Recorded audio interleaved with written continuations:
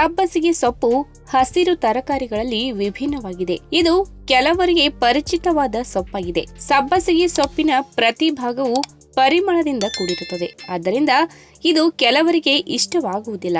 ಈ ಸಬ್ಬಸಿಗೆ ಸೊಪ್ಪನ್ನು ಸಾಂಬಾರು, ಪಲ್ಯ, ಪಲಾವ್ಗಳಲ್ಲಿ ಪರಿಮಳಕ್ಕಾಗಿ ಬಳಸುತ್ತಾರೆ. ಈ ಸೊಪ್ಪಿನಿಂದ ಇನ್ನು ನಾನಾ ತರಹದ ಅಡುಗೆಗಳನ್ನ ತಯಾರಿಸುತ್ತಾರೆ ಹಾಗೂ ಸಬ್ಬಸಿಗೆ ಬೀಜಗಳನ್ನ ಸಾಂಬಾರಿನಲ್ಲಿ ಬಳಸುತ್ತಾರೆ. ಹಸಿರು ತರಕಾರಿಗಳು ಹೆಚ್ಚು ಪೋಷಕಾಂಶಗಳನ್ನ ಹೊಂದಿರುತ್ತವೆ. ಅಂತಹ ಸಸ್ಯಗಳಲ್ಲಿ ಸಬ್ಬಸಿಗೆ ಸೊಪ್ಪು ಕೂಡ ಒಂದು. ಇದರ ಎಲೆಗಳು ಅಗಲವಾಗಿರದೆ ಸಣ್ಣ ಸಣ್ಣ ಕಡ್ಡಿಗಳಂತೆ ನೀಳವಾಗಿರುತ್ತವೆ. ಇದರಿಂದ ಅನೇಕ ಲಾಭಗಳು ಇವೆ. ಸಬ್ಬಸಿಗೆ ಸೊಪ್ಪು ಅನೇಕ ಪೋಷಕಾಂಶಗಳನ್ನ ಹೊಂದಿರುವುದರಿಂದ ಇದು ಹಲವಾರು ರೋಗಗಳನ್ನ ವಾಸಿ ಮಾಡುವ ಗುಣಗಳನ್ನ ಹೊಂದಿದೆ. ಹಾಗಾದ್ರೆ ಬನ್ನಿ ಸಬ್ಬಸಿಗೆಯ ಸೊಪ್ಪಿನ ಔಷಧೀಯ ಗುಣಗಳ ಬಗ್ಗೆ ಇವತ್ತಿನ ವಿಡಿಯೋ ಮುಖಾಂತರ ತಿಳಿದುಕೊಳ್ಳೋಣ. ಅದಕ್ಕಿಂತ ಮುಂಚೆ ನೀವಿನ್ನು ನನ್ನ ಚಾನೆಲ್ಗೆ ಸಬ್ಸ್ಕ್ರೈಬ್ ಆಗಿಲ್ಲ ಅಂದ್ರೆ ಪ್ಲೀಸ್ ಸಬ್ಸ್ಕ್ರೈಬ್ ಮಾಡ್ಕೊಳ್ಳಿ. ಹಾಗೆ ಪಕ್ಕದಲ್ಲಿ ಇರುವಂತಹ ಬೆಲ್ ಐಕಾನ್ ಅನ್ನು ಕ್ಲಿಕ್ ಮಾಡಿ. ನಿದ್ರಾಹೀನತೆಯಿಂದ ಬಳಲುತ್ತಿದ್ದವರು ಪ್ರತಿನಿತ್ಯ ಆಹಾರದಲ್ಲಿ ಸಬ್ಬಸಿಗೆ ಸೊಪ್ಪಿನ ಉಪಯೋಗ ಮಾಡುವುದರಿಂದ ನಿದ್ರೆಯ ಸಮಸ್ಯೆ ಉಂಟಾಗುವುದಿಲ್ಲ. ಅಷ್ಟೇ ಅಲ್ಲದೆ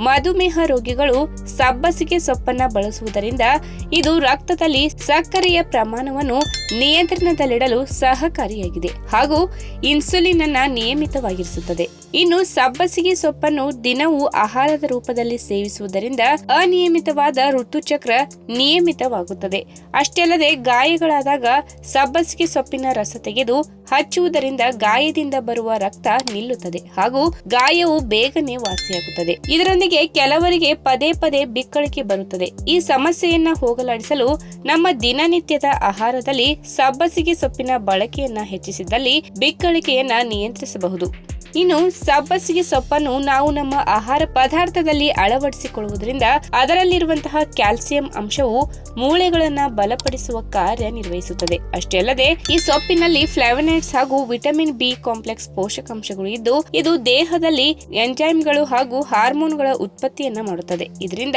ಮನಸ್ಸಿಗೆ ಹೊಸ ಚೈತನ್ಯ ಬರುತ್ತದೆ ಹಾಗೂ ಒತ್ತಡ ದೂರವಾಗುತ್ತದೆ. ಅಷ್ಟೇ ಅಲ್ಲದೆ ಮಲಬದ್ಧತೆಯ ನಿವಾರಣೆ ಮಾಡುತ್ತದೆ. ವಾಯು ತೊಂದರೆಯ ನಿವಾರಣೆಯ ಜೊತೆಗೆ ರೋಗ ನಿರೋಧಕ ಶಕ್ತಿಯನ್ನ ಹೆಚ್ಚಿಸುತ್ತದೆ.